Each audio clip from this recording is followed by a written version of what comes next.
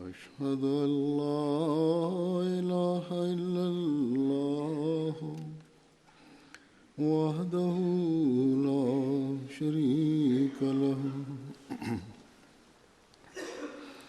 وأشهد أن محمدا عبده ورسوله أما بعد فأعوذ بالله من الشيطان الرجيم بسم الله الرحمن الرحيم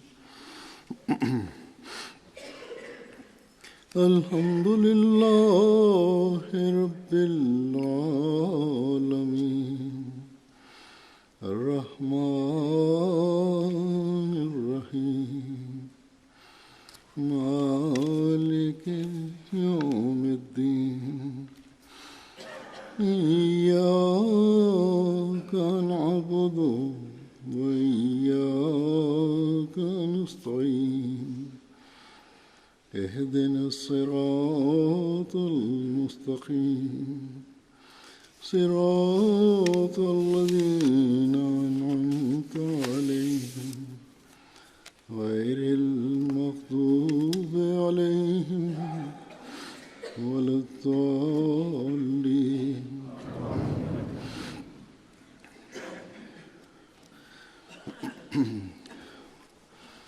اللہ تعالیٰ مومنوں کو فرماتا ہے کہ تمہارا مطمئن نظر ہمیشہ فاستبقوا الخیرات ہونا چاہیے، یعنی تم نیکیوں میں ہمیشہ ایک دوسرے سے آگے بڑھنے کی کوشش کرو، اور پھر نیکیاں بجا لانے والوں اور نیک اعمال کرنے والوں کو اللہ تعالیٰ نے بہترین مخلوق قرار دیا ہے، جیسا کہ فرماتا ہے کہ ان الذین آمنوا وعملوا الصالحات اولئک هم خیر البریہ، یعنی یقیناً وہ لوگ جو ایمان لائے اور نیک اعمال بجا لائے، یہی ہیں جو بہترین مخلوق ہیں۔ حضرت مسیح موعود علیہ السلام اس بات کی وضاحت فرماتے ہوئے مختصراً ایک جگہ فرماتے ہیں کہ انسان کو چاہیے کہ اپنا فرض ادا کرے اور اعمال صالحہ میں ترقی کرے۔ اس آیت کے حوالے سے آپ نے فرمایا بس اعمال صالحہ میں ترقی کرنا، نیک کام کرنا، نیکیاں بجا لانا ہی ایک مسلمان کو، ایک مومن کو حقیقی مومن بناتا ہے، اور اس کے لیے ہمیں ہمیشہ کوشش کرنی چاہیے۔ ہماری رہنمائی کے لیے قرآن و حدیث کی روشنی میں حضرت مسیح موعود علیہ السلام نے بڑی وضاحت سے اس بارے میں ارشادات فرمائے، مثلا یہ کہ نیکی کیا چیز ہے، حقیقی نیکی کس طرح حاصل کی جا سکتی ہے، نیکی بجا لانے کے لیے خدا تعالیٰ پر ایمان کیوں ضروری ہے، ایمان کا معیار کیا ہونا چاہیے، اس ایمان کے معیار کو کس طرح ہمیں بڑھانا چاہیے، کن ذریعوں سے نیکی کی جاتی ہے، نیکی کے کون کون سے مختلف پہلو ہیں، کتنی قسم کی نیکیاں ہیں، پھر اللہ تعالیٰ نیکیوں کو کس طرح نوازتا ہے نیکی کرنے والے کو۔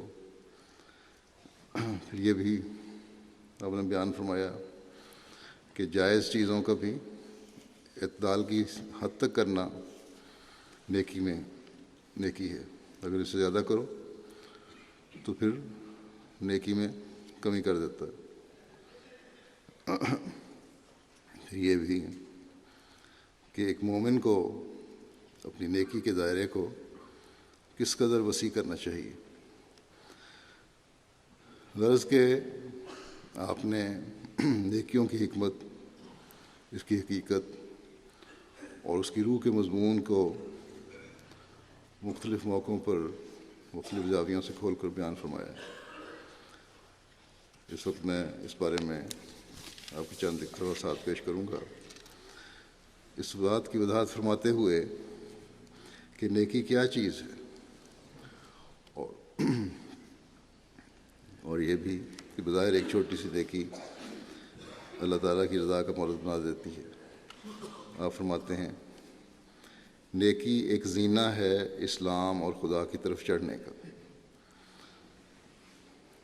اسلام کی حقیقت معلوم کرنی ہے، خدا تعالیٰ کی رضا حاصل کرنی ہے، اس کا قرب حاصل کرنا ہے، تو نیکیاں اس کے لیے ایک زینہ ہے۔ لیکن یاد رکھو کہ نیکی کیا چیز ہے۔ فرمایا کہ شیطان ہر ایک راہ میں لوگوں کی رازنی کرتا ہے اور ان کو راہ حق سے بہکاتا ہے۔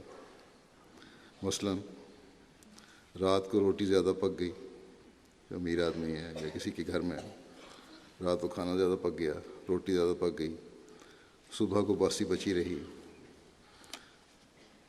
کھائی نہیں گئی، رات کو بچ گئی، اور اگلے دن فرمایا کہ عین کھانے کے وقت کہ اس کے سامنے اچھے اچھے کھانے رکھے ہیں، ابھی ایک لقمہ نہیں لیا کہ دروازے پر آ کر فقیر نے صدا کی اور روٹی مانگی،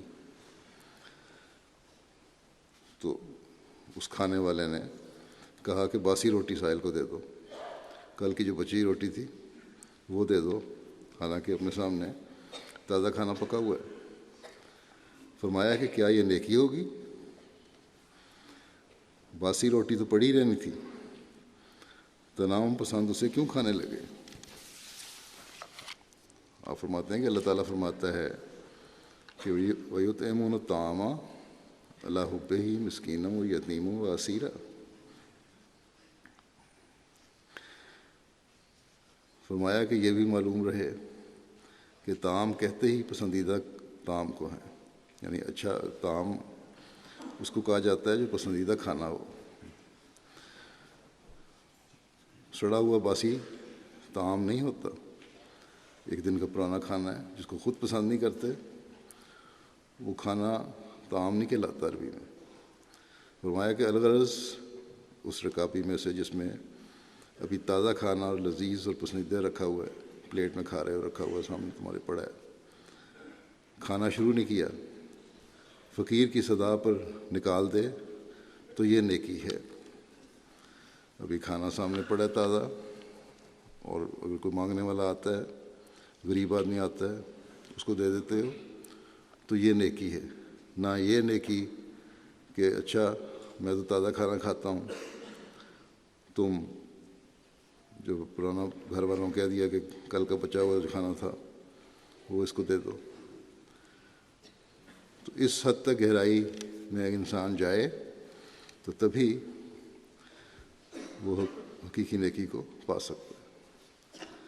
بس حقیقی نیکی کرنے کی کوشش ہونی چاہیے۔ اور یہ نیکی کس طرح پیدا ہوتی ہے؟ یہ نیکی خدا تعالیٰ پر کامل ایمان کے بغیر پیدا نہیں ہو سکتی۔ چنانچہ اس کی وضاحت فرماتے ہوئے ایک جگہ فرماتے ہیں کہ حقیقی نیکی کے واسطے یہ ضروری ہے کہ خدا کے وجود پر ایمان ہو، کیونکہ مجازی حکام کو یہ معلوم نہیں کہ کوئی گھر کے اندر کیا کرتا ہے اور پس پردہ کس کا کیا فعل ہے۔ اللہ تعالیٰ کے وجود پر ایمان ہو، اور ایمان یہ ہو کہ اللہ تعالیٰ کی ہر چیز پر نظر ہے۔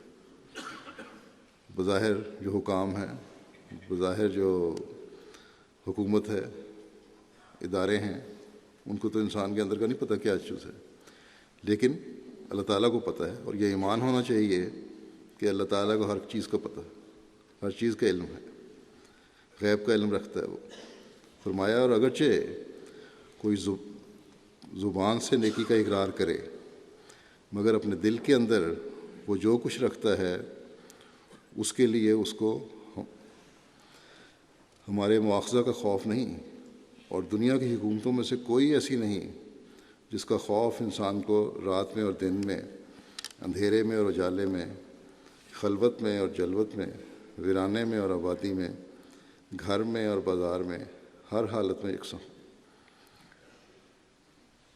بعض دفعہ انسان چھپ کے کام کر رہا ہوتا ہے، مختلف جگہوں میں بیٹھا ہوا ہے، مختلف حالتوں میں، اور اس کو پتہ ہے کہ بظاہر کوئی دوسرے کو دیکھ نہیں رہا، اس لیے خوف بھی نہیں ہے، اور اس خوف نہ ہونے کی وجہ سے وہ غلط کام کر جاتا ہے، سوائے اللہ تعالیٰ کے، اس کو پتہ ہے ہر چیز کا۔ اس لیے اگر حقیقی نیکی کرنی ہے تو اللہ تعالیٰ پر ایمان بڑا ضروری ہے۔ فرمایا پس درستی اخلاق کے واسطے ایسی ہستی پر ایمان کا ہونا ضروری ہے جو ہر حال اور ہر وقت میں اس کے نگران اور اس کے اعمال، اس کی نگران اور اس کے اعمال اور افعال اور اس کے سینہ کے بھیدوں کی شاہد ہے، بس، اور وہ خدا تعالیٰ کی ذات کے علاوہ کوئی نہیں۔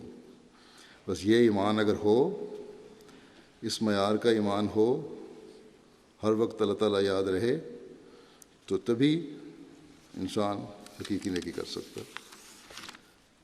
پھر حقیقی نیکی کے بارے میں مزید وضاحت کرتے ہوئے آپ فرماتے ہیں کہ تقویٰ کے معنی ہیں بدی کی باریک راہوں سے پرہیز کرنا، مگر یاد رکھو نیکی اتنی نہیں ہے کہ ایک شخص کہے کہ میں نیک ہوں اس لیے کہ میں کسی کا مال نہیں لیا، چوری نہیں کی، غصب نہیں کیا، غلط طریقے سے کمائی نہیں کی، تو یہ کوئی نیکی نہیں ہے۔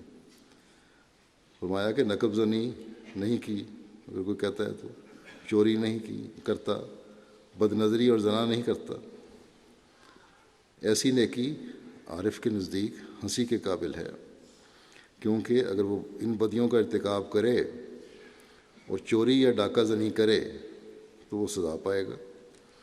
بس یہ کوئی نیکی نہیں کہ جو عارف کی نگاہ میں قابل قدر ہو، بلکہ اصل اور حقیقی نیکی یہ ہے کہ نوع انسان کی خدمت کرے اور اللہ تعالیٰ کی راہ میں کامل صدق اور وفاداری دکھلائے اور اس کی راہ میں جان تک دے دینے کو تیار ہو۔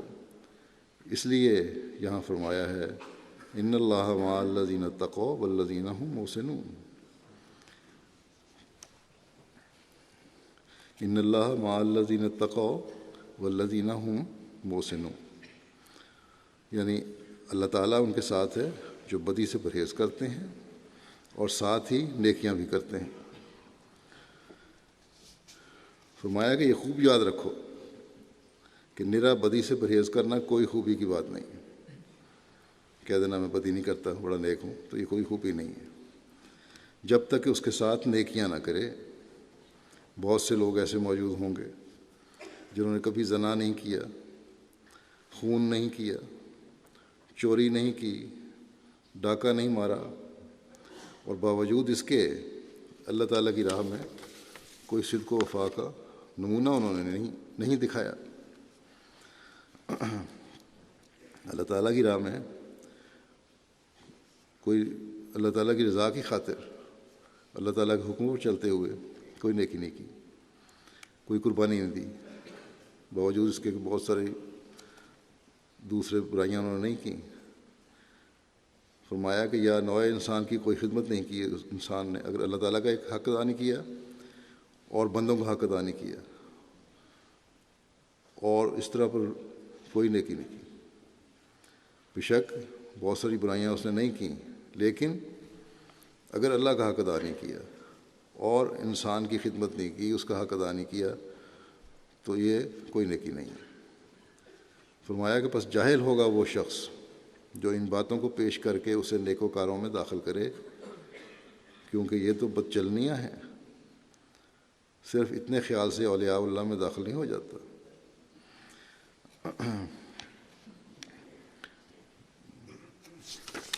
پھر اس بارے میں مزید آپ فرماتے ہیں کہ یہ فخر کی بات نہیں کہ انسان اتنی ہی بات پر خوش ہو جاوے کہ وہ زنا نہیں کرتا، یا اس نے خون نہیں کیا، چوری نہیں کی، یا کوئی فضیلت ہے، یہ کوئی فضیلت ہے کہ برے کاموں سے بچنے کا فخر حاصل کرتا ہے۔ یہ تو کوئی بڑی بات نہیں ہے کہ میں نے برائی نہیں کی کبھی کوئی. فرمایا کہ دراصل وہ جانتا ہے کہ چوری کرے گا تو ہاتھ کاٹا جائے گا، یا فرمایا کہ موجودہ قانون کی روح سے زندہ میں جائے گا. چوری کرے گا، پکڑا جائے گا تو جیل ہوگی، سزا ملے گی. تو یہ کوئی کمال تو نہیں ہے، یہ تو سزا کا خوف ہے. پھر فرمایا کہ اللہ تعالیٰ کے نزدیک اسلام ایسی چیز کا نام نہیں ہے کہ برے کام سے ہی پرہیز کرے، بلکہ جب تک بدیوں کو چھوڑ کر نیکیاں اختیار نہ کرے وہ اس روحانی زندگی میں زندہ نہیں رہ سکتا. اسلام کی تعلیم کی حقیقت یہ ہے، اپنی روحانیت میں اضافہ کرو، اپنی روحانی زندگی کو بہتر بناؤ. اگر صرف بدیاں چھوڑ دیں تو روحانی زندگی بہتر نہیں ہو سکتی. بدیاں چھوڑ کر نیکیاں اختیار کرنی ضروری ہے روحانی زندگی کو اختیار کرنے کے لیے، ورنہ فرمایا کہ روحانی زندگی میں زندہ نہیں رہ سکتا، پھر وہ مردہ ہو جائے گا. فرمایا کہ نیکیاں بطور غذا کے ہیں، جیسے کوئی شخص بغیر غذا کے زندہ نہیں رہ سکتا، اسی طرح جب تک نیکی اختیار نہ کرے تو کچھ نہیں. اور یہ حالت ایمان میں پڑھنے سے حاصل ہوتی ہے. خدا تعالیٰ پر ایمان کا معیار کیسا ہونا چاہیے؟ یہ معیار تبھی حاصل ہوگا جب انسان کا ظاہر و باطن بھی ایک ہو، صرف ظاہری ایمان نہ ہو، بلکہ جس طرح یہ یقین ہے کہ ایک زہر نقصان کرتا ہے، انسان اس سے مر سکتا ہے وہ کھا لے، جس طرح یہ یقین ہے کہ ایک سانپ کی سوراخ میں اگر انسان ہاتھ ڈالے تو اگر سانپ اندر ہے تو ڈس سکتا ہے، اسی طرح یہ یقین ہونا چاہیے اللہ تعالیٰ کی ذات پر کہ اگر میں برائیاں کروں گا تو اللہ تعالیٰ مجھے ہر وقت دیکھ رہا ہے، مجھے سزا ملے گی. اور نیکیاں تو اللہ تعالیٰ فرماتا ہے اس کو اجر دیتا ہی ہے. انسان کا ہر عمل اللہ تعالیٰ کے ہر عمل سے اللہ تعالیٰ کے وجود کا اظہار ہو رہا ہو، ہر وقت یہ احساس ہو کہ خدا تعالیٰ میرے ہر کام کو دیکھ رہا ہے.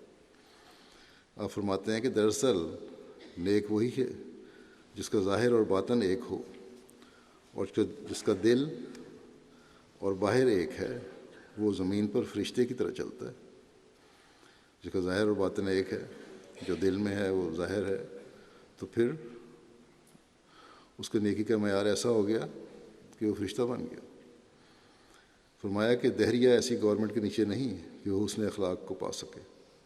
ایک دہریہ جو خدا کو نہیں مانتا تو بے شک اس کے اخلاق اچھے ہیں، لیکن وہ اس معیار کو نہیں پہنچ سکتا. کہیں نہ کہیں اس کے دل میں ایسی بات آ جائے گی جو کھوٹ پیدا کرنے والی ہے. ہو سکتا ہے برائیوں سے رک جائے، بعض بنیادی اخلاق بھی کر لے، دکھا دے، لیکن پھر بھی اس کا حالت کمزوری رہے گی نیکیوں میں. فرمایا کہ تمام نتائج ایمان سے پیدا ہوتے ہیں، چنانچہ سانپ کے سوراخ کو پہچان کر کوئی انگلی اس میں نہیں ڈالتا. جب ہم جانتے ہیں کہ ایک مقدار اسٹرکنیا کی قاتل ہے، زہر کا نام ہے، تو ہمارا اس کے قاتل ہونے پر ایمان ہے. اور اس ایمان کا نام یہ ہے کہ ہم اس کو منہ نہیں لگائیں گے اور مرنے سے بچ جائیں گے. ایمان کے کبھی ہونے کی مزید وضاحت کرتے ہوئے فرماتے ہیں کہ یقیناً سمجھو کہ ہر ایک پاک بازی اور نیکی کی اصل جڑ خدا تعالیٰ پر ایمان لانا ہے. جس قدر انسان کا ایمان باللہ کمزور ہوتا ہے اسی قدر اعمال صالحہ میں کمزوری اور سستی پائی جاتی ہے. لیکن جب ایمان قوی ہو اور اللہ تعالیٰ کو اس کی تمام صفات کاملہ کے ساتھ یقین کر لیا جائے، اسی قدر عجیب رنگ کی تبدیلی انسان کے اعمال میں پیدا ہو جاتی ہے. انسان یہ یقین کر لے کہ اللہ تعالیٰ سب طاقتوں کا مالک ہے، عالم الغیب ہے اور ہر جگہ مجھے دیکھ رہا ہے، تو فرمایا کہ پھر اس طرح ایک عجیب رنگ کی تبدیلی انسان کے اعمال میں پیدا ہو جاتی ہے. خود بخود بہتر اعمال ہونے لگ جاتے ہیں، برائیوں کے بجائے نیکیوں کی طرف زیادہ توجہ پیدا ہونی شروع ہو جاتی ہے. فرمایا کہ خدا تعالیٰ پر ایمان رکھنے والا گناہ پر قادر نہیں ہو سکتا. یہ نہیں ہو سکتا کہ ایک طرف خدا پر ایمان ہے، دوسری طرف گناہ کر رہا ہو، کیونکہ یہ ایمان اس کی نفسانی قوتوں اور گناہ کے اعضاء کو کاٹ دیتا ہے. دیکھو، اگر کسی کی آنکھیں نکال دی جائیں تو وہ آنکھوں سے بد نظری کیوں کر سکتا ہے، اور آنکھوں گناہ کیسے کرے گا؟ اور اگر ایسا ہی ہاتھ کاٹ دیے جائیں پھر وہ گناہ جو ان اعضاء سے متعلق ہیں کیسے کر سکتا ہے؟ ٹھیک اسی طرح پر جب ایک انسان نفس مطمئنہ کی حالت میں ہوتا ہے تو نفس مطمئنہ اسے اندھا کر دیتا ہے اور اس کی آنکھوں میں گناہ کی قوت نہیں رہتی. وہ دیکھتا ہے پر نہیں دیکھتا، بد نظری سے نہیں دیکھتا، کوئی چیز دیکھتا بھی ہے تو برائی کی نظر سے نہیں دیکھتا کسی چیز کو. فرمایا کیونکہ آنکھوں کی نظر سلب ہو جاتی ہے، یعنی وہ جو ہرس اور گندگی کی نظر ہے، ہرس کی نظر ہے یا کسی چیز کو دیکھنے کے بعد گندگی کی نظر ہے یا ناجائز خواہشات کی نظر ہے، وہ ختم ہو جاتی ہے. فرمایا وہ کان رکھتا ہے مگر بہرا ہوتا ہے، اور وہ باتیں جو گناہ کی ہیں نہیں سن سکتا. اسی طرح پر اس کی تمام نفسانی اور شہوانی قوتیں اور اندرونی اعضاء کاٹ دیے جاتے ہیں. اس کی ساری قوتیں، اس کی ساری طاقتوں پر جن سے گناہ صادر ہو سکتا تھا ایک موت واقع ہو جاتی ہے، اور وہ بالکل ایک میت کی طرح ہوتا ہے اور خدا تعالیٰ ہی کی مرضی کے تابع ہوتا ہے. وہ اس کے سوا ایک قدم نہیں اٹھا سکتا. یہ حالت ہوتی ہے جب خدا تعالیٰ، یہ حالت ہوگی، فرمایا کہ یہ حالت ہوتی ہے جب خدا تعالیٰ پر سچا ایمان ہو. یہ ساری حالتیں اس وقت پیدا ہوں گی جب اللہ تعالیٰ پر سچا ایمان ہو، اور جس کا نتیجہ یہ ہوتا ہے کہ کامل اطمینان اسے دیا جاتا ہے. فرمایا کہ یہی وہ مقصد ہے جو انسان کا اصل مقصود ہونا چاہیے. یہ ٹارگٹ ہے ہمارا، یہ ہمیں اپنے سامنے رکھنا چاہیے کہ ہر قسم کی گندگی کو اپنی ذہنوں سے، اپنے دماغوں سے، اپنے آنکھوں سے، اپنے کانوں سے نکالنا بھی ہے اور سننے سے بچنا بھی ہے. فرمایا اور ہماری جماعت کو اس کی ضرورت ہے، اور اطمینان کامل کے حاصل کرنے کے واسطے ایمان کامل کی ضرورت ہے. پس فرمایا کہ پس ہماری جماعت کا پہلا فرض یہ ہے کہ وہ اللہ تعالیٰ پر سچا ایمان حاصل کرے. یہ ہے وہ ٹارگٹ جو آپ نے ہمیں دیا. یہ سچا ایمان حاصل ہوگا تو نیک اعمال بھی صادر ہوں گے، اور تبھی فاستبقوا الخیرات کے گروہ میں ہم شامل ہوں گے، اور تبھی خیر البریہ میں ہمارا شمار ہوگا. پھر نیکی کے پہلوؤں کی وضاحت کرتے ہوئے آپ نے فرمایا کہ انسان کے لیے دو باتیں ضروری ہیں: بدی سے بچے اور نیکی کی طرف دوڑے. اور نیکی کے دو پہلو ہوتے ہیں، ایک ترک شر، دوسرا افاظ خیر. شر کو چھوڑنا ٹھیک ہے، ایک نیکی ہے، یہ ایک پہلو ہے. اور دوسرا پہلو ہے نیکی کرنا. ترک شر سے فرمایا کہ ترک شر سے انسان کامل نہیں بن سکتا. جب صرف ترک شر کرنا ہے تو یہ کامل نہیں، اس ایمان میں بھی کمزوری ہے. جب تک اس کے ساتھ افاظ خیر نہ ہو، یعنی دوسروں کو نفع بھی پہنچائے، نیکی کرے دوسروں کو نفع پہنچائے، تب کامل ایمان ہوتا ہے. فرمایا اس سے پتہ لگتا ہے کہ کس قدر تبدیلی کی ہے، اور یہ مدارج تب حاصل ہوتے ہیں کہ خدا تعالیٰ کی صفات پر ایمان ہو اور ان کا علم ہو. جب تک یہ بات نہ ہو انسان بدیوں سے بھی بچ نہیں سکتا. اور اللہ تعالیٰ کی صفات کا پتہ کرنے کے لیے انسان کو ہمیشہ قرآن کریم کو پڑھتے رہنا چاہیے، اس کے احکامات کو پڑھتے رہنا چاہیے. فرمایا کہ دوسروں کو نفع پہنچانا تو بڑی بات ہے. بادشاہوں کے رعب اور تعزیرات ہند سے بھی تو ایک حد تک لوگ ڈرتے ہیں، اور بہت سے لوگ ہیں جو قانون کی خلاف ورزی نہیں کرتے. پھر کیوں احکم الحاکمین کے قوانین کی خلاف ورزی میں دلیری پیدا ہوتی ہے؟ کیا اس کی کوئی اور وجہ ہے بجز اس کے کہ اس پر ایمان نہیں، ایمان میں کمزوری ہے اس لیے؟ ورنہ تو حکومتوں کے قانون سے کیوں ڈرتے ہو تم؟ فرمایا یہی ایک باعث ہے جو برائیاں سرزد ہوتی ہیں، جو نیکیاں نہیں ہوتی۔ بس جیسا کہ پہلے بھی ذکر ہو چکا ہے کہ یہ کمزوریاں ہوتی ہیں اس وقت جب ایمان میں کمزوری ہو۔ اللہ تعالیٰ کو علیم، خبیر اور عالم الغیب انسان اعتقادی طور پر تو ہم سمجھتا ہے، لیکن عملاً اس کی نفی ہو رہی ہوتی ہے، اور اسی لیے بہت سی برائیاں انسان کر جاتا ہے اور بہت ساری نیکیوں کی اس کو توفیق نہیں ملتی ایمان نہ ہونے کی وجہ سے۔ پھر اللہ تعالیٰ پر کامل ایمان کے بعد بدیوں سے بچنے کے ذریعے کی بھی وضاحت کرتے ہوئے فرماتے ہیں کہ بدیوں سے بچنے کا مرحلہ تب طے ہوتا ہے جب خدا پر ایمان ہو۔ پھر دوسرا مرحلہ یہ ہونا چاہیے کہ ان راہوں کی تلاش کرے جو خدا تعالیٰ کے برگزیدہ بندوں نے اختیار کیں۔ پہلے اللہ تعالیٰ پر ایمان، اور پھر ان راستوں کی تلاش، ان نیکیوں کی تلاش جو اللہ تعالیٰ کے نیک بندے، انبیاء، صلحاء جو کرتے ہیں، ان کو اختیار کرو۔ وہ ایک ہی راہ ہے جس قدر راست باز اور برگزیدہ انسان دنیا میں چل کر خدا تعالیٰ کے فیض سے فیض یاب ہوئے۔ اس راہ کا پتہ یوں لگتا ہے کہ انسان معلوم کرے کہ خدا تعالیٰ نے ان کے ساتھ کیا معاملہ کیا۔ پہلا مرحلہ فرمایا کہ پہلا مرحلہ بدیوں سے بچنے کا تو خدا تعالیٰ کی جلالی صفات کی تجلی سے حاصل ہوتا ہے کہ وہ بدکاروں کا دشمن ہے، اپنے قریبیوں کے دشمنوں کو ختم کرتا ہے۔ اور فرمایا کہ اور دوسرا مرتبہ خدا تعالیٰ کی جمالی تجلی سے ملتا ہے، اور آخر یہی ہے کہ جب تک اللہ تعالیٰ کی طرف سے قوت اور طاقت نہ ملے، جس کو اسلامی اصطلاح کے موافق روح القدس کہتے ہیں، کچھ بھی نہیں ہوتا۔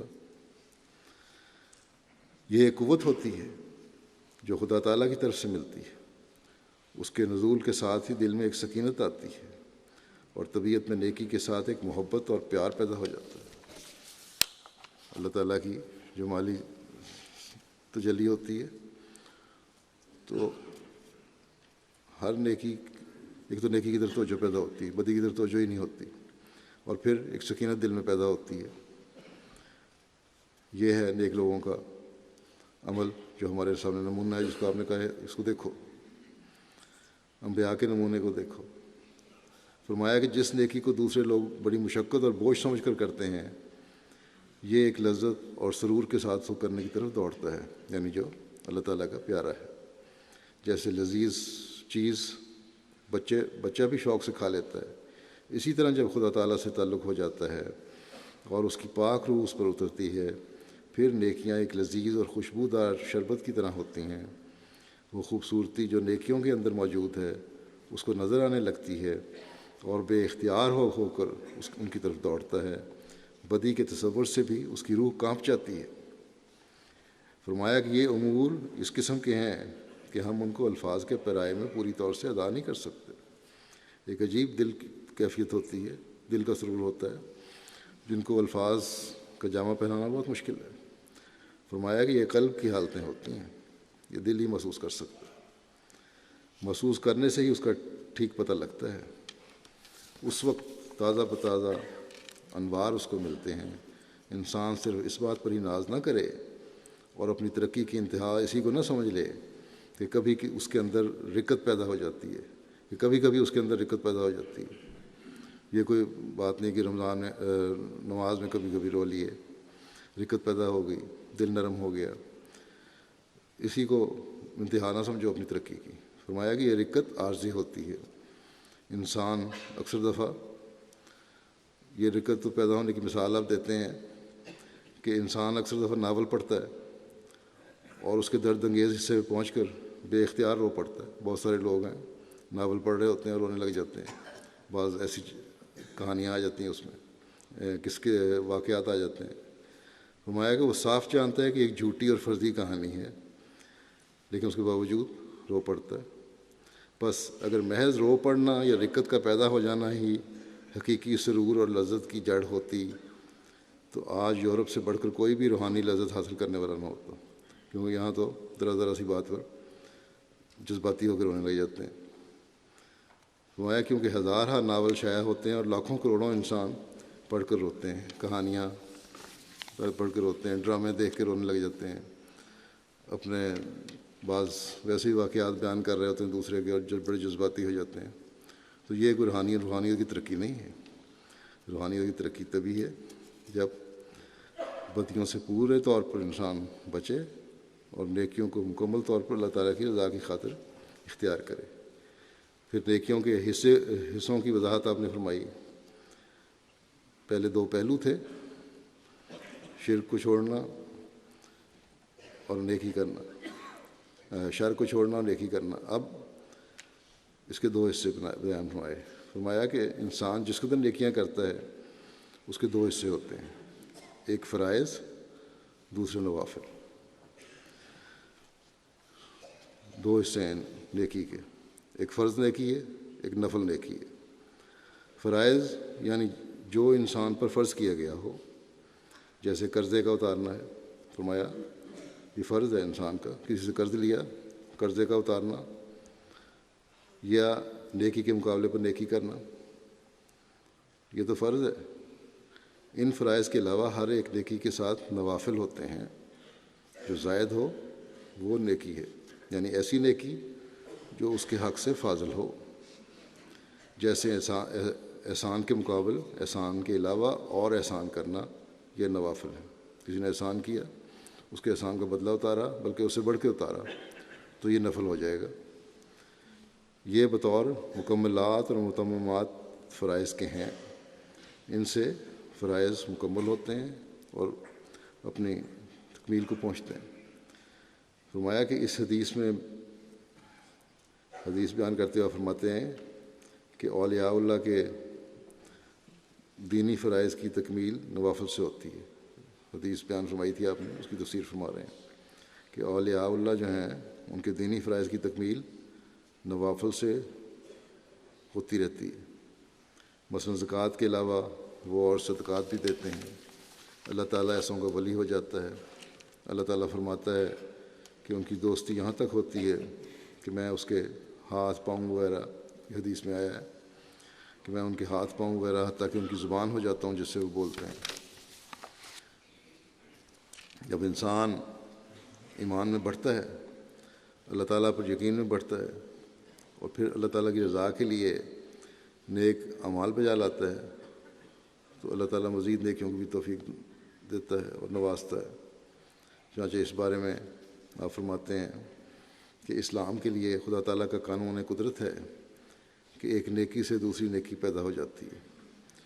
فرمایا کہ مجھے یاد آیا کہ تذکرۃ الاولیاء میں نے پڑھا تھا کہ ایک آتش پرست بڈھا 90 برس کی عمر کا تھا، اتفاقاً بارش کی جھڑی جو لگ گئی تو اس جھڑی میں کوٹھے پر چڑھنے پر چڑیوں کے لیے دانے ڈال رہا تھا۔ مسلسل کئی دن بارش ہوتی رہی، وہ چھت پہ چڑھ گیا اپنے اور وہاں جا کے چڑیوں کو، پرندوں کو دانے ڈال رہا تھا۔ کسی بزرگ نے، قریب کوئی ہمسایہ نے، بزرگ تھا کوئی مسلمان، اس نے اس سے کہا کہ ارے بڈھے تو یہ کیا کرتا ہے؟ اس نے جواب دیا کہ بھائی 6-7 روز متواتر بارش ہو رہی ہے، چڑیوں کو دانہ ڈالتا ہوں۔ اس بزرگ نے کہا کہ تو ابس حرکت کرتا ہے، فضول، اس کا تو کوئی فائدہ نہیں تجھے، تو کافر ہے، تجھے کیا اجر ملے گا اس کا، تجھے کیا ثواب ملنا ہے، تم تو کافر ہو۔ بوڑھے نے جواب دیا کہ مجھے اس کا اجر ضرور ملے گا۔ اللہ تعالیٰ کی ذات پر تو یقین تھا اسے، کہیں نہ یا بہرحال اس کے ایک نیک فطرت تھی، دل کی آواز تھی، اس نے کہا اجر ملے گا مجھے۔ بزرگ کہتے ہیں کہ میں حج کو گیا تو دور سے کیا دیکھتا ہوں کہ وہی بڈھا طواف کر رہا ہے، وہی جو آتش پرست تھا، چڑیوں کو دانہ ڈالنے والا، وہ خانہ کعبہ کا طواف کر رہا ہے حج پہ۔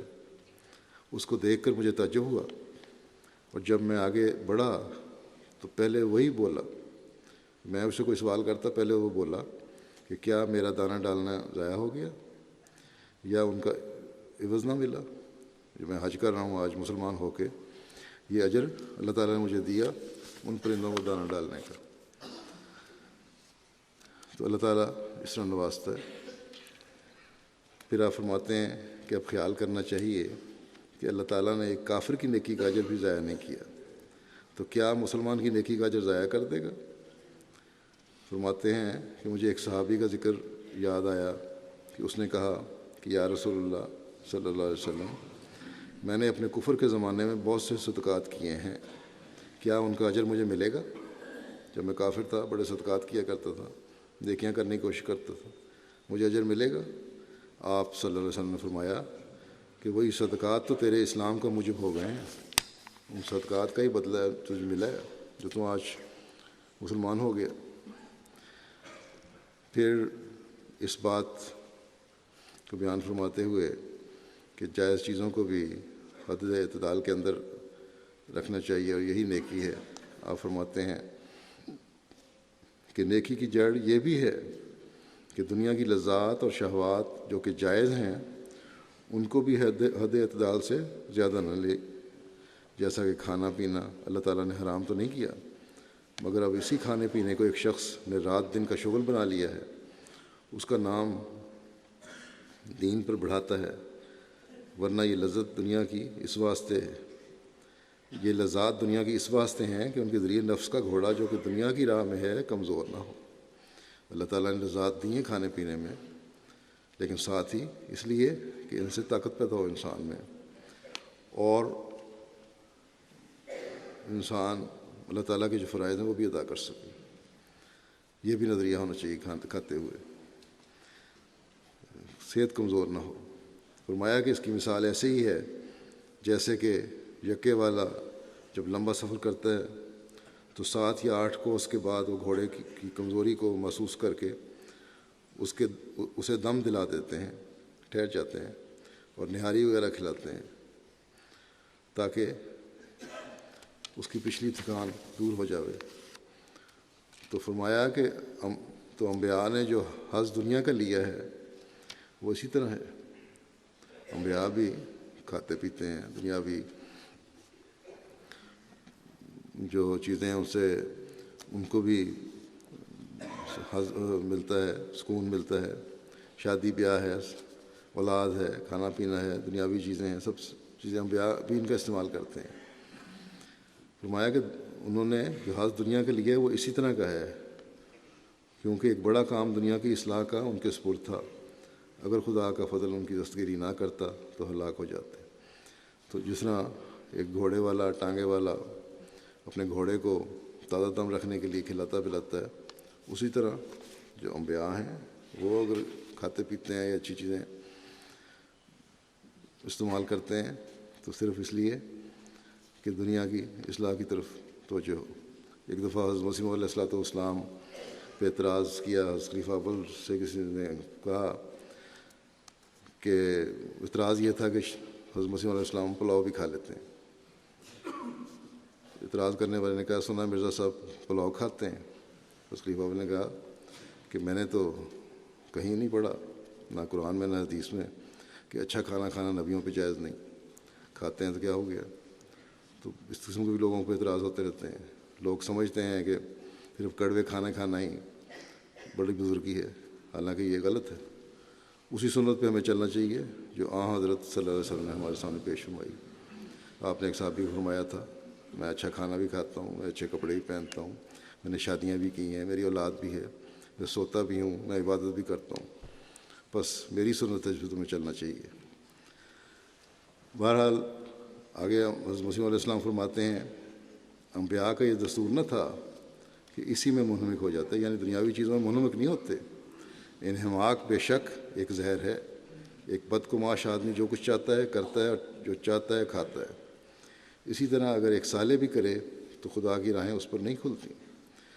ایک بدگماش آدمی تو دنیاوی نظر سے کھاتا پیتا اور سب کام کر رہا ہوتا ہے دنیا داری کے، لیکن ایک صالح آدمی نہیں۔ اگر وہ اس طرح کرے گا تو پھر خدا کی راہیں اس پہ نہیں کھلیں گی۔ فرمایا کہ جو خدا کے لیے قدم اٹھاتا ہے خدا کو ضرور اس کا پاس ہوتا ہے۔ خدا تعالیٰ فرماتا ہے اعدلوا هو اقرب للتقوی۔ فرمایا کہ تناؤم اور کھانے پینے میں بھی اعتدال کرنے کا نام تقویٰ ہے۔ صرف یہی گناہ نہیں ہے کہ انسان زنا نہ کرے، چوری نہ کرے، بلکہ جائز امور میں حد اعتدال سے نہ بڑھے۔ جو جائز چیزیں ہیں ان میں اعتدال رکھنا یہ بھی تقویٰ ہے اور یہ بھی نیکی ہے۔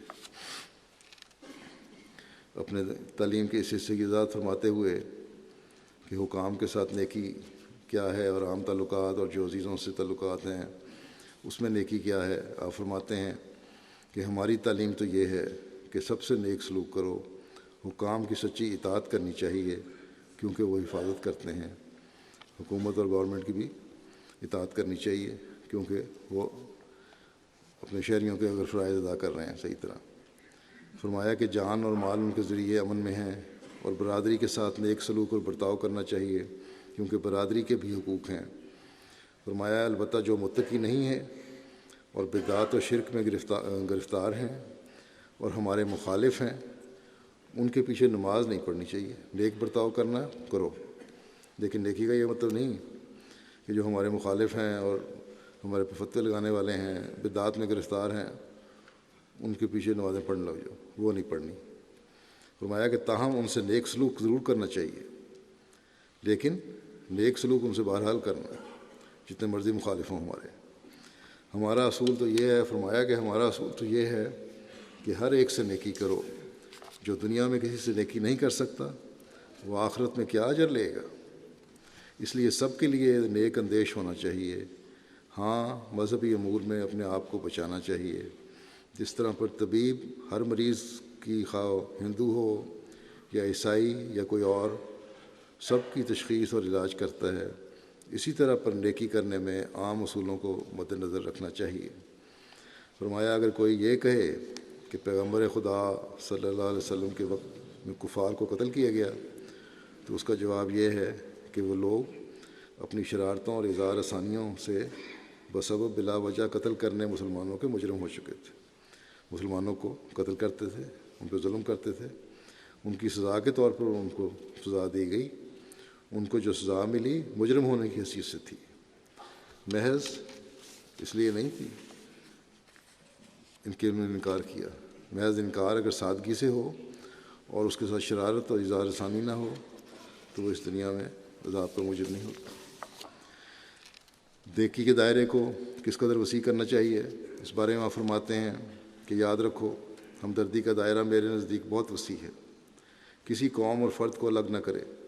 میں آج کل کے جاہلوں کی طرح یہ نہیں کہنا چاہتا کہ تم ہمدردی کو صرف مسلمانوں سے ہی مخصوص کرو، نہیں، میں کہتا ہوں کہ تم خدا تعالیٰ کی ساری مخلوق سے ہمدردی کرو، خواہ وہ کوئی ہو، ہندو ہو یا مسلمان یا کوئی اور۔ میں کبھی ایسے لوگوں کی باتیں پسند نہیں کرتا جو ہمدردی کو صرف اپنی ہی قوم سے مخصوص کرنا چاہتے ہیں۔ ان میں بعض اس قسم کے خیالات بھی رکھتے ہیں کہ اگر ایک شیرے کے مٹکے میں ہاتھ ڈالا جائے اور پھر اس کو تلوں میں ڈال کر تل لگائے جائیں تو جس قدر تل اس کو لگ جائیں اس قدر دھوکہ اور فریب دوسرے لوگوں سے دے سکتے ہیں۔ یہ بعض غیر احمدیوں کے نظریے ہیں کہ شیرہ یا شہد کی میٹھی چیز میں ہاتھ ڈالو اور باہر نکالو، باہر نکال کے تلوں کے ڈھیر میں ہاتھ ڈالو اور جتنے چیز تل ساتھ لگ جائیں ہاتھ کے اتنا تم دھوکہ دے سکتے ہو۔ اتنا دھوکہ دینا جائز ہے، اتنے لوگوں کے حقوق غصب کرنا جائز ہے۔ فرمایا کہ سب چیزیں انتہائی گناہ ہیں، بالکل جائز نہیں۔ فرمایا کہ ان کی ایسی بیہودہ اور خیالی باتوں نے بہت بڑا نقصان پہنچایا ہے اور ان کو قریباً وحشی اور درندہ بنا دیا ہے۔ یہی آج کے مسلمانوں کی حالت ہے۔ مگر میں تمہیں بار بار یہ نصیحت کرتا ہوں کہ تم ہرگز اپنی ہمدردی کے دائرے کو محدود نہ کرو اور ہمدردی کے لیے اس تعلیم کی پیروی کرو جو اللہ تعالیٰ نے دی ہے، یعنی ان اللہ یامر بالعدل والاحسان وایتاء ذی القربی، یعنی اول نیکی کرنے میں تم عدل کو ملحوظ رکھو، جو شخص تم سے نیکی کرے تم بھی اس کے ساتھ نیکی کرو۔ پھر دوسرا درجہ یہ ہے کہ تم اس سے بڑھ کر اس سے سلوک کرو، یہ احسان ہے۔ احسان کا درجہ اگرچہ عدل سے بڑا ہوا ہے اور یہ بڑی بھاری نیکی ہے، لیکن کبھی نہ کبھی ممکن ہے احسان والا اپنا احسان جتلاوے۔ مگر ان سب سے بڑھ کر ایک درجہ ہے کہ انسان ایسے طور پر نیکی کرے جو محبت ذاتی کے رنگ میں ہو، جس میں احسان نمائی کا بھی کوئی حصہ نہیں ہوتا، جیسے ماں اپنے بچے کی پرورش کرتی ہے۔ وہ اس پرورش میں کسی اجر اور صلے کی خواستگار نہیں ہوتی، بلکہ ایک طبی جوش ہوتا ہے جو بچے کے لیے اپنے سارے سکھ اور آرام قربان کر دیتی ہے۔ یہاں تک کہ اگر کوئی بادشاہ کسی ماں کو حکم دے دے کہ تم اپنے بچے کو دودھ مت پلا، اور اگر ایسا کرنے سے بچہ ضائع بھی ہو جاوے تو اس کو کوئی سزا نہیں ہوگی، تو کیا ماں ایسا حکم سن کر خوش ہوگی اور اس کی تعمیل کرے گی؟ ہرگز نہیں، بلکہ وہ تو اپنے دل میں ایسے بادشاہ کو کوسے گی، کیوں اس نے ایسا حکم دیا؟ بس اس طریق پر نیکی ہو کہ اسے طبی مرتبہ تک پہنچایا جاوے، کیونکہ جب کوئی شے ترقی کرتے کرتے اپنی طبی کمال تک پہنچ جاتی ہے اس وقت وہ کامل ہوتی ہے۔ بس نیکیاں ایسی ہوں کہ دل سے ہر وقت نیکیوں کا خیال آتا رہے۔ ہم نے فرمایا کہ طبی جوش سے نوع انسان کی ہمدردی کا نام اطاعت ذی القربیٰ ہے، اور اس ترتیب سے خدا تعالیٰ کا یہ منشا ہے کہ اگر تم پورا نیک بننا چاہتے ہو تو اپنی نیکی کو اطاعت ذی القربیٰ یعنی طبی درجے تک پہنچاؤ۔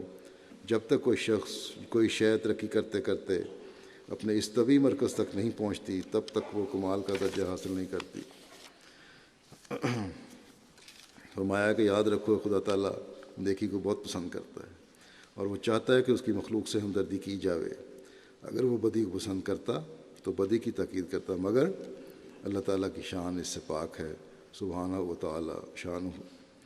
اللہ تعالیٰ ہمیں توفیق دے کہ نیکیوں کو اللہ تعالیٰ کی رضا کی خاطر پہ جلانے والے ہوں، اور اللہ تعالیٰ نے فاستبقوا الخیرات کا جو مطمع نظر، جو ٹارگٹ ہمارے لیے مقرر فرمایا ہے، اسے ہم حاصل کرنے والے ہوں۔ نماز کے بعد میں چند جنازے غائب پڑھاؤں گا۔ پہلا جنازہ جو ہے وہ مکرم حامد مقصود عاطف صاحب مربی سلسلہ محترم پروفیسر مسعود احمد عاطف صاحب کا ہے، جو 22 اکتوبر کو گردے فیل ہونے کی وجہ سے طاہر ہارٹ رفع میں 48 سال کی عمر میں انتقال فرما گئے۔ انا للہ و انا الیہ راجعون۔ آپ حضرت مسیح علیہ السلام کے صحابی حضرت عبدالرحیم درد صاحب کے نواسے تھے۔ آپ کے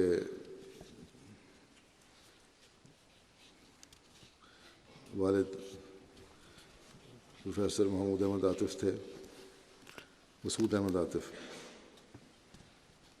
جنہیں 1955 سے لے کر 86 تک تعلیم اسلام کالج میں فزکس پڑھانے کا موقع ملا۔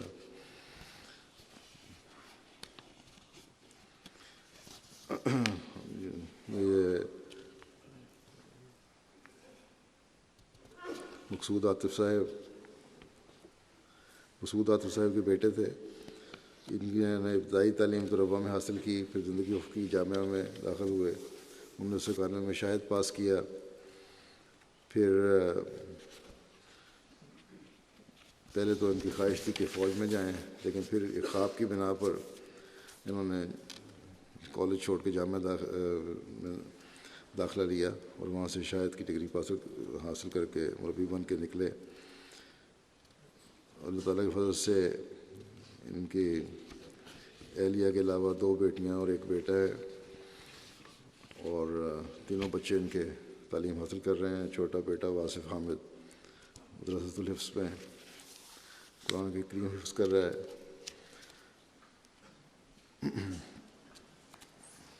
مقصود عاطف صاحب 1991 میں جامعہ سے فارغ ہوئے، پھر پاکستان میں مختلف شہروں میں ان کی تقرری ہوئی۔ اس کے بعد فرینچ زبان سیکھنے کے لیے انہوں نے اسلام آباد یونیورسٹی میں نمل یونیورسٹی میں داخلہ لیا، اور مئی 1997 میں آئیوری کوسٹ میں پھر یہ بطور مبلغ ان کو بھجوایا گیا۔ 2002 تک آئیوری کوسٹ میں خدمت توفیق پائی، پھر 2016 تک بورکینا فاسو میں خدمت کی توفیق پائی، اور پھر گردے کی تکلیف کی وجہ سے واپس پاکستان بلا لیے گئے۔ آپ کی اہلیہ کہتے ہیں کہ جب میں گئی ہوں آئیوری کوسٹ تو بڑی محنت سے مجھے فرینچ سکھائی تاکہ میرے روزمرہ کے معمولات اور لوگوں سے ڈیلنگ آسان رہے، اور لجنہ کی تربیت میں بھی امید ثابت ہو۔ بڑے ہنس مکھ، اکثر لکھنے والوں نے، ان کے ساتھیوں نے یہی لکھا ہے کہ بڑے ہنس مکھ تھے، بے تکلف تھے، ذہین بھی تھے، مزاح کی حص رکھنے والے تھے، بڑوں کا اور اپنے ساتھیوں کا ادب و احترام کرنے والے تھے، اطاعت اور فرمان برداری کی روح میں بہت زیادہ تھی، اور بے نفس انسان تھے۔ اللہ تعالیٰ ان کے درجات بلند فرمائے اور ان کے بچوں کو بھی صبر و حوصلہ عطا فرمائے، اور ان کی نیکیوں کو جاری رکھنے کی توفیق عطا فرمائے۔ دوسرا جنازہ ہے علی سعید موسیٰ صاحب، سابق امیر جماعت تنزانیہ کا، جو 30 ستمبر کو 67 سال کی عمر میں وفات پا گئے۔ انا للہ و انا الیہ راجعون۔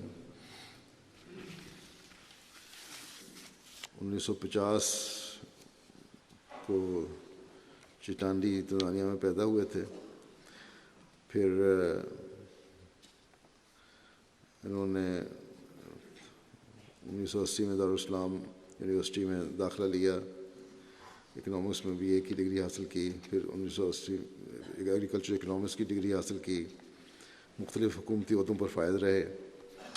خلیفہ مسیح رابع نے ان کو قرآن کریم کا یاؤ زبان میں ترجمہ کرنے کا ارشاد فرمایا تھا، لیکن اپنی حکومتی مصروفیات کی وجہ سے، کاموں کی وجہ سے انہوں نے بڑی دیر لگا دی، جس پر مسیح رابع نے فرمایا کہ اس رفتار سے ترجمہ کم از کم 30 سال لگ جائیں گے، اور بڑا فکر کا اظہار کیا۔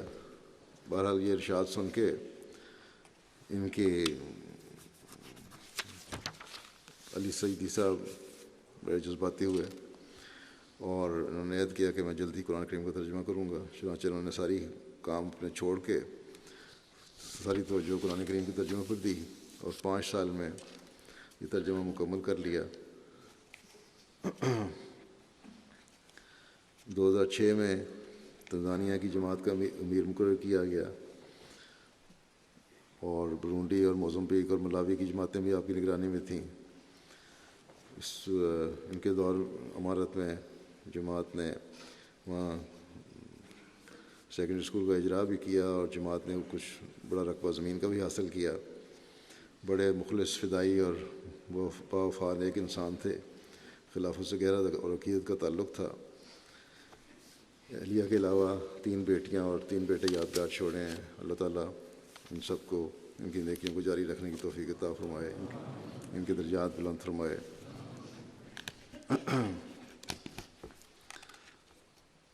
اور تیسرا جنازہ ہے مکرمہ نصرت بیگم صادقہ صاحبہ گرمولہ ورکا حال ربا کا، جو 16 اور 17 اکتوبر کی درمیانی شب طاہر ہارٹ انسٹیٹیوٹ میں وفات پا گئی تھیں۔ انا للہ و انا الیہ راجعون۔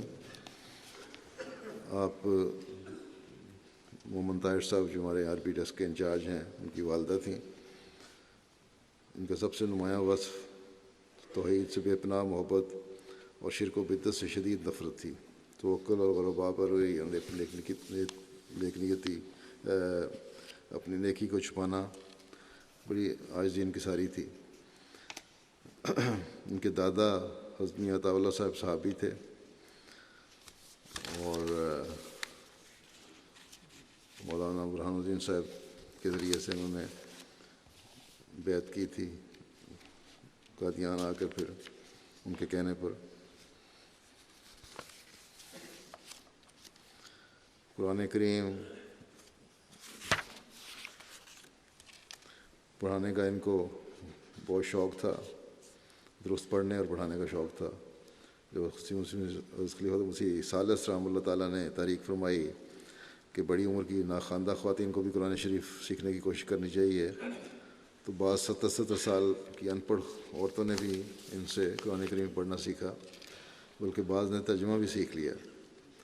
غیر احمدی عورتیں اور بچیاں بھی آپ سے قرآن کریم پڑھتی تھیں۔ بہت سی بچیوں نے لجنا کی نصاب کی کتابیں پڑھ کر آپ سے لکھنا پڑھنا بھی سیکھا۔ حضرت مسیح علیہ السلام کی کتب کا مطالعہ کا شوق بڑا تھا ان کو۔ نظمیں بڑی یاد تھیں، اور کلام محمود درسمین وغیرہ بہت سارے شعر یاد تھے۔ اور ان کے بیٹے لکھتے ہیں کہ محمود کی آمین والی نظم تو اکثر بڑے درد سے پڑھتی تھیں اور آنسوؤں کی جھڑی لگ جاتی تھی۔ اسی طرح بدعات کے خلاف انہوں نے اپنے گاؤں میں بڑا کام کیا۔ کمزور ایمان عورتیں جو ٹونے ٹوٹکوں کی بعض دفعہ عادت تھی جن کو، یا کرواتی تھیں، انہوں نے بڑا لمبا جہاد کر کے ان سے یہ عادت ہٹوائی اور ان کو صحیح مومنہ بنانے کی طرف توجہ دلائی، بننے کی طرف۔ نمازیں بڑے سوز پڑھتی تھیں، تلاوت قرآن کریم باقاعدہ کرنے والی موسیہ تھیں مرحومہ۔ ان کے 4 بچے، ایک تو مومن صاحب ہیں میں نے بتایا، باقی 4 اور بچے بھی ہیں جو جماعت کی خدمت کر رہے ہیں، وقف ہیں۔ 6 بیٹے تھے ان کے۔ اللہ تعالیٰ مرحومہ کے درجات بلند کرے، ان کی اولاد کو سب کو ان کے نقش قدم پر چلنے کی توفیق عطا فرمائے۔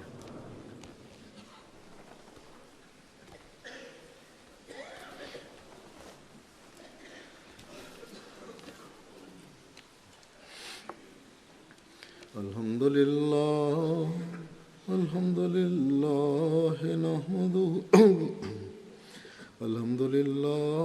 نحمده ونستعينه ونستغفره ونؤمن به ونتوكل عليه ونعوذ بالله من شرور أنفسنا ومن سيئات أعمالنا، من يهده الله فلا مضل له ومن يضلل فلا هادي له، ونشهد أن لا إله إلا الله ونشهد أن محمدا عبده ورسوله۔ عباد الله رحمكم الله، إن الله يأمر بالعدل والإحسان وإيتاء ذي القربى وينهى عن الفحشاء والمنكر والبغي، يعظكم لعلكم تذكرون۔ اذكروا الله يذكركم وادعوه يستجب لكم ولذكر الله أكبر۔